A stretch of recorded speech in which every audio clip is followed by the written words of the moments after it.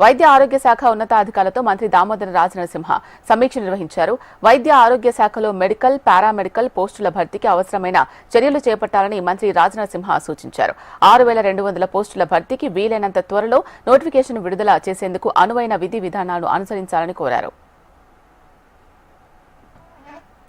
డాక్టర్లు, lab technician, nursing officer, multipurpose health assistant, Ayush medical officer తదితర పోస్టులను భర్తీ చేయడానికి కసరత్తు చేస్తున్నామన్నారు. రాత పరీక్షలు పూర్తయిన వెంటనే ఫలితాలు విడుదల చేసి ఫలితాలు వెలువడిన రోజుల్లో ఖాళీ పోస్టుల భర్తీ ప్రక్రియను పూర్తి చేయాలని ఆదేశాలు జారీ చేశారు. ప్రజలకు వైద్య సేవలు అందిస్తున్న డాక్టర్లు, నర్సింగ్ ఆఫీసర్లు, ఇతర సిబ్బందికి సకాలంలో ప్రమోషన్లు ఇచ్చే విషయమై ఉన్నతాధికారులు ప్రత్యేక చొరవ తీసుకోవాలి అన్నారు. ప్రమోషన్ల ద్వారా ఖాళీ అయిన పోస్టుల భర్తీకి ప్రభుత్వానికి ప్రతిపాదనలు పంపాలని ఆదేశించారు. అవసరం లేకున్నా ప్రైవేట్ ఆసుపత్రుల్లో పెరుగుతున్న సిజేరియన్ ఆపరేషన్లతో ప్రసవాలపై మంత్రి ఆందోళన వ్యక్తం చేశారు. సి సెక్షన్ ఆడిట్ ను పకడ్బందీగా నిర్వహించాలని అధికారులను ఆదేశించారు. ప్రభుత్వ ఆసుపత్రుల్లో నార్మల్ డెలివరీలు పెంచాలి అన్నారు. ప్రభుత్వ ఆసుపత్రుల్లో సుఖ ప్రసవాల పట్ల మంత్రి సంతృప్తి వ్యక్తం చేశారు.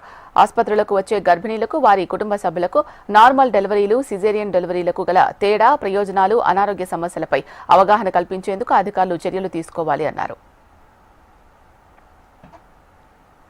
ప్రభుత్వ ఆసుపత్రుల్లో మండు వేసవిలో ఏసీలను పనిచేసేలా చర్యలు తీసుకోవాలి అన్నారు.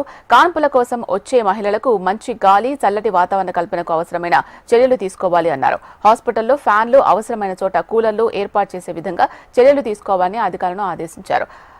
అవసరమైన వార్డుల్లో ఏసీలు పనిచేసేలా చర్యలు తీసుకోవాలి అన్నారు. ఆసుపత్రుల్లో ఫైర్ సేఫ్టీపై ప్రత్యేక దృష్టి సారించాలి అన్నారు.